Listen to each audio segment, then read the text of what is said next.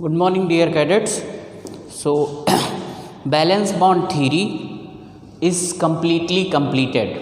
Not only balance bond theory, their application part in the studies video and day before studies video, their application part also I taught. Application part means their uses. So, on the basis of balance bond theory only, so many coordination compound, their bonding, their characteristics, their features, and how they are formed, how they are forming the coordinate bond, everything I have completed. As far as studies and day before studies video is concerned. So now, according to balance bond theory, there is a purely coordinate covalent bond exists between ligand and central metal atom.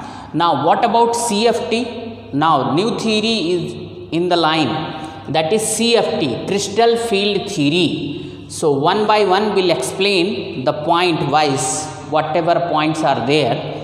So, CFT means crystal field theory. Crystal field theory. CFT was proposed by Hans Bethe and von Blake. Okay. So, this theory was given by the Hans Bethe and von Blake. CFT completely denies the presence of coordinate covalent bond in coordination compound. The first point is this one only. CFT does not rely that between ligand and central metal atom coordinate covalent bond is there. Okay, that is the first point. Second point is CFT states there exists ionic bond between central metal atom and ligand. So, according to this theory, what is there? There is a ionic bond between central metal atom and ligand. Okay. So, there is a electrostatic interaction between central metal atom and ligand. If ionic bond is there, so there must be ions. So, central metal atom ion is there, no problem at all. If ligand is negatively charged, then also ion is there, no problem. But suppose inside the coordination sphere, if neutral ligand is present, then how can you justify that the bond which is present between central metal atom and ligand is ionic? So, don't worry, we'll explain that one also. So, the first, see this example. This is example. FeCN6 3 negative. So, the oxidation state of iron is 3 positive here and 6 ligand is there, 6 cyano ligand is here. Okay. So, in this compound between Fe3 positive and Cn6 negative, 6 Cn negative, ion interaction is there. Ion interaction. This is positively charged, this is negatively charged. So, there is a interaction between positive. Interaction means if I am using word interaction, it means attraction also, repulsion also. But actually here what is there, since a positively charged ion is there, so only means attraction would be there, repulsion won't be there. Always remember, there is a repulsion between similar charges and there is a attraction between opposite charges. So, here opposite charge is there. So, ion interaction is there and this coordination compound is stable. Now, problem arises when neutral ligand are forming bond with central metal atom. Just see this example. Here FeH2O whole 6 3 positive is there. Correct or not? Now, try to understand here. Here H2O is a neutral ligand. Then how you will justify that between iron and H2O ionic bond is there? Ion interaction is there. So, just see, here I explain. You know H2O is a polar molecules. Why it is a polar molecules? There is a difference in electronegativity between oxygen and hydrogen. That is why H is slightly positive and O is slightly negative. So, since water is a polar molecules, so here also charge will be developed. So, this is polar molecules and this is Fe3 positive. Fe3 positive charge is there. So, there is a interaction, ion, that is Fe3 positive, dipole interaction. Why dipole? Because water is a dipolar molecules now. So between ion and dipolar molecules there is the interaction. So now it is justified that even if neutral ligand is present inside the coordination sphere, so because of its polar nature, there is a ion dipole interaction between central metal atom and ligand. So ultimately, what is the conclusion? The interaction between central metal atom and ligand is purely ionic. After here, I wrote this side. Okay. So now it is proved now, even if neutral ligand is present in the coordination sphere, then also the interaction between central metal atom and ligand is purely ionic. Okay, got this one? So these are the basic point of CFT. So once again, what is the conclusion here? The conclusion is the bond which is formed between central metal atom and ligand is purely ionic. Ion-ion interaction is there. Not only this one, even if neutral ligand is present inside the coordination sphere, then also in nature of bond would be ionic only, because central metal atom and polar molecules will form the ion dipole interaction. Correct? Now just see. Don't think that CFT is over. Now, what is the meaning of this one? Crystal field theory. Actually, crystal field theory rely on the splitting of d orbital. Splitting of d orbital. T2g, Eg. Already I taught you in case of transition elements. Now here you will have a lot of idea about the splitting of d orbital. Why T2g is down, Eg is up. Similarly, in tetrahedral field, this is reverse. Means T2g is up, Eg is down. Everything will be explained here only. Okay. So don't think that these are the only points. There are so many points, and point by point you should write all those things. Okay. So now just see, since this theory rely on the splitting of d orbital, so we should know something about the d orbital. So how many types of d orbitals are there? In 11th class only I taught you. There are 5 types of d orbital: dxy, dyz, dxz, dx square minus y square, and dz square. Here I wrote three orbital dxy, dyz and dxz. They are similar. In what terms they are similar? They are similar because their lobes are present in between the axis.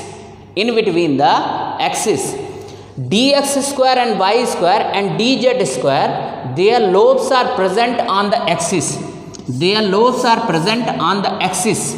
So in this way, dxy, dyz, dxz, they are alike. Similarly, dx square minus y square and dz square, they are also alike because their lobes are present on the axis. So two set is there. One set will be formed by the dx by dyz dxz, and another set will be formed by dx square minus y square and dz square. Okay. So two set will be here only. On what basis you are forming the set? You are forming the set on the basis of their orientation. Means how their lobes are oriented in and around the axis.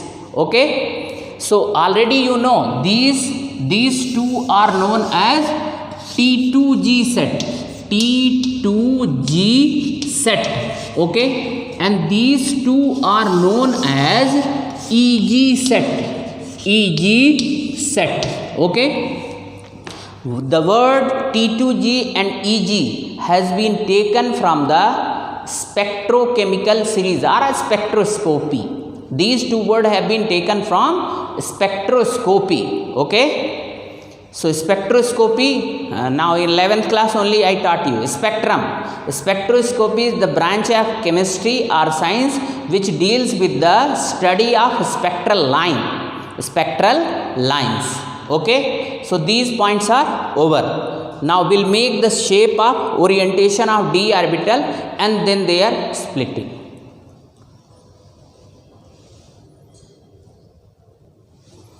Okay, so that is the shape of phi d orbital. dxy, dyz, dxz, dx square minus y square and dz square. So you clearly see here, you can see here that dx square minus y square and dz square, their lobes are on the axis, while in case of dxy, dyz, dxz, their lobes are in between the axis. That is the difference. Okay, now this orientation will help you to understand the different concept of crystal field theory, especially the crystal field splitting of d orbital. Crystal field splitting of d orbital, you will understand their orientation are only playing the role. Now just see, now with the continuation of other point, now just see here, in case now try to understand, suppose central metal atom is free. What is the meaning of central metal atom free ion? The meaning of this one is when ligand is not with the central metal atom or ion, so they are considered to be the central metal atom or free ion. At that time, whatever d orbitals are present, they will have equal energy. In that condition, those 5d orbital is known as degenerate orbital. When all the 5d orbital have same amount of energy, that condition, that state is known as degenerate orbital. So I wrote here, in case of free metal ion, all the 5d orbital will have same energy. This condition, they are known as degenerate orbitals. Degenerate orbitals. Now try to understand. Now earlier central metal ion was free. Now on approaching ligand towards the central metal atom or ion, now energy will be varied. Now energy will be different. How? Just see. On the approach of ligand, there is a repulsion between electron of central metal ion and lone pair electron of ligand, resulting into increase of energy of d orbital. Now try to understand. Central metal atom is there, their d orbital is there. In those d orbital, electrons are there. So when the central metal atom or ion is free, at that time all d orbital will have same energy, and that is known as degenerate orbital. But once the ligand starts approaching toward the central metal atom or ion, at that condition what would be there? Just you tell me, what would be there? The electron of d orbital and lone pair of electron of ligand, they will repel each other.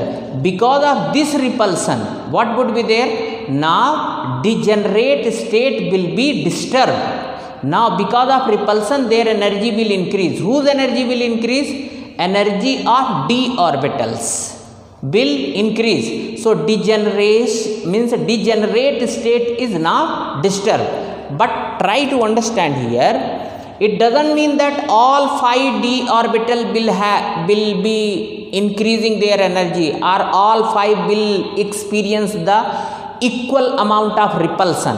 Some d orbital will experience more repulsion from approaching ligand. Similarly, some d orbital will experience less repulsion from approaching ligand. Okay, why it is possible?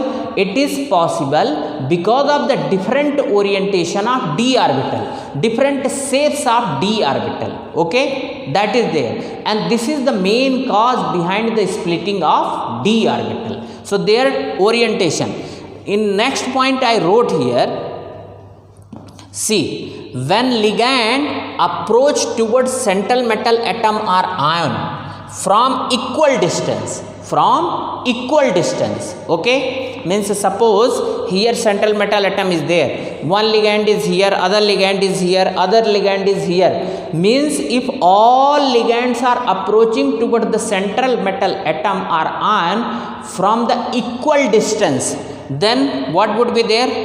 All 5 will have same amount of increase of energy. Definitely amount of energy will increase because of repulsion, but all 5 will experience the same amount of repulsion, hence same amount of increase of energy. You know, because of attraction there is a decrease of energy, because of repulsion there is a increase of energy. So when all the 5d orbital will approach toward the central metal atom from equal distance, so all d orbital will experience same magnitude of repulsion, hence same amount of increase of energy also. Okay, due to symmetrical field of ligand, all 5 will have same energy, degenerate orbital, but greater than central metal ion. Now just see, of course energy will increase, but all 5 will increase in the same amount of energy, means all 5 orbitals energy will be increased by similar amount. Okay, so still they are in the degenerate condition only, because all 5 have got the same amount of increase of energy, but this time energy is greater than that of the energy of those d orbital which were present in central metal atom or ion. Now ligand is approaching, so what is there? Their energy is increased, but in the same amount. Okay, now just try to understand. Now up to here, up to this point, ligand was away. Of course it is approaching toward the central metal atom, but it is still away. Now ligand has now close to the central metal atom. So because of the different orientation of d orbital, when ligands are close to the central metal atom, here up to this point what was there? Ligand is away. You can mention here, ligands are away. Okay, away. Now here what is there? Already I wrote in the point. Why I wrote this point? Because this word I have not mentioned, that is why I wrote here. Now when the ligand is very close to the central metal atom, then what would be there? Now try to understand. Here all the 5 have got the different lobes, different orientation. So the orbitals, when ligand is very close, so the lobes of d orbital which are on the line of approaching ligand, once again listen this word, when ligands are very close to the central metal atom and lobes of d orbital, if they are in the line of approaching ligand, so they will feel more repulsion, they will experience more repulsion, so their energy will be more. And the lobes which are not on the line of approaching ligand, they will feel the less repulsion, so their energy will be less. So now just see, here only splitting took place. Now some orbitals, they are on the line of approaching ligand, so their energy will be more. Some orbitals lobes are away, so their energy is less. Now splitting took place only. Okay, remember one point here, d orbitals, they represent point negative charge. They represent point negative, all d orbitals. Let it be dxy, dyz, dxz, dx square minus y square, dz square. So they represent point negative charge because they have got the electron, and approaching ligand, they have got lone pair of electron, so they have also represent the point negative charge. So the point negative charge and point negative charge, similar charge is there, that is why repulsion is there. Now somebody may raise question, na sir, in d orbital where negative charge is there? Of course in the ligands, what is there? Lone pair of electron is there, so negative charge is there. But where is the negative charge in the d orbital? So remember, d orbital, let it be vacant or let it be filled 1 or 2 electron, they always represent the point negative charge. So because of the similar charge, repulsion is there. Okay, so now in this point what I wrote, because of the different orientation of d orbital, when ligands are close to the central metal orbitals, then they receive different magnitude of repulsion. Orbitals whose lobes are close to the approaching ligand, they experience more repulsion and more increase in the energy. Now point may not be clear, that is why 2 times I am repeating. So when ligands are very close to the central metal atom orbital, that time if their lobes are on the line of approaching ligand, so they will experience more repulsion, and because of more repulsion, more increase in the energy. They experience more repulsion, hence more increase in the energy. Up to here. Okay. Now I will delete the first these shapes and will make you the splitting of d orbital diagram, then you will come to know. Okay.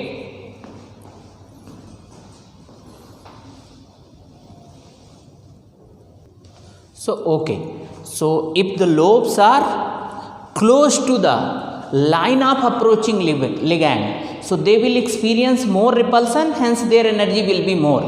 But if lobes of orbital lying away from approaching ligand will experience less repulsion, hence there is a less increase in their energy. Now try to understand. Whatever point I wrote, I have summarized with the help of this diagram. This is the phi d orbital in free metal ion. Free metal ion. So they are on the same energy level. Okay. And now just see. Now here there is a increase in the energy. Means earlier they were here, now they are here. But still all five have got the same energy. So just see. When the ligand approach from equal distance, then what is there? There must be increase in the energy. But all five will register the increase by same amount of energy. So energy is greater than energy of the free metal ion, but still their degenerate state is not disturbed. Once again, the meaning of degenerate orbital means when all the phi d orbital will have same amount of energy. So this is degenerate orbital. So this is average energy of d orbital in here you can write average energy of phi d orbital in symmetrical field or spherical field. Symmetrical field or spherical field. Now just see. Once the ligands are very close to the central metal atom d orbital, then what is there? Some lobes, they are on the line of approaching ligand. So now splitting would be there. Okay. See, dx, what is the meaning of this one? Now I am writing here T2G set. Under T2G set, dxy, dyz, dxz will come or not? Under EG set, what is there? dx square minus y square and dz square will come. Correct or not? This EG set. So now d orbital is split into two set, T2G set and EG set. EG set, these up to here, just see here. These are EG set. So EG set means their energy is more by 3 by 5 and 2 by 5 means this is the energy of T2G set. They are less by 2 by 5, but average energy of will be same only. Only what would be there in T2G set, dxy, dyz, dxz. Their lobes were away from the approaching ligand, so they have experienced less repulsion, while lobes of EG set means dx square minus y square and dz square, they experience more repulsion, that is why their energy is more by 3 by 5. Here the meaning of this one, delta O, this is, what is the meaning of the delta O? Delta O means crystal field splitting energy, CFSE in octahedral field. O means octahedral and delta means crystal field splitting energy, CFSE, crystal field splitting energy. So now downside I will rub this side and will write the remaining points.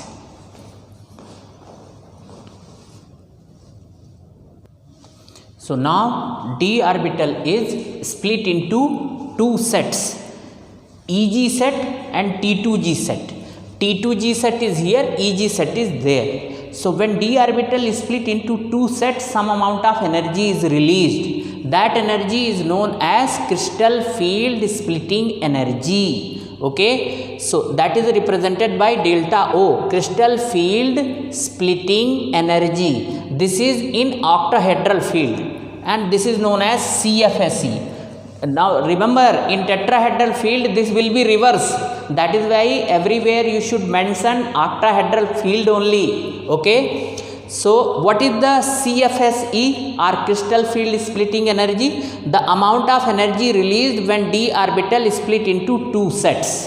Okay, amount of energy released when d orbital is split into two sets, that is known as crystal field splitting energy. And this is the measure of stability of coordination compound. Greater the value of CFSE, greater will be the stability of complex. Greater will be the stability of complex. Okay, now try to understand. There is a one very interesting phenomenon. There was one scientist, the name of that scientist was Berry. He proposed one rule. Just see here, what is there? T2G set is there. What would be the maximum number of electron here? 1, 2, 3. 3 orbital. Per orbital 2 electron. So maximum electron will be 6. And here in EG set, what would be the maximum number of electron? The maximum number of electron would be 4. Now try to understand. Suppose, first read this point. The average energy of d orbital is same in symmetrical field, even though d orbital is split into two sets, that is EG set and T2G set. This rule is known as Berry center rule or gravity center rule. Do understand the point of this one? Average energy of orbital would be same in symmetrical field, even though d orbital is split into two sets, EG and T2G set. Just see here. Suppose, what is the meaning of 2 by 5 delta O? 2 by 5 we can write 0.4. 3 by 5 delta O means 0.6. Suppose you are filling here 6 electron, means in T2G set 6 electron you are filling. So 0.4 into 6 electron, that is equal to 0.24. Correct or not? 2.4. 2.4. What would be the energy? 2.4. Correct? Here right. So 2.4, that is decreased. That much is decreased. Okay? Because 3 by 5, when d orbital is split, so they are T2G is decreased by 2 by 5 and EG is increased by 3 by 5. Now, so 0.4, that is the T2G set energy decreased 0.5. Now there is an increase by 0.6. Now you are entering 4 electron. This is EG set energy. Instead of writing 2 by 5 and 3 by 5, I wrote 0.6 and 0.4. So now here also what you will get? 2.4. That much increase is there. So now Berry center rule is valid here. Means what is the meaning of this one?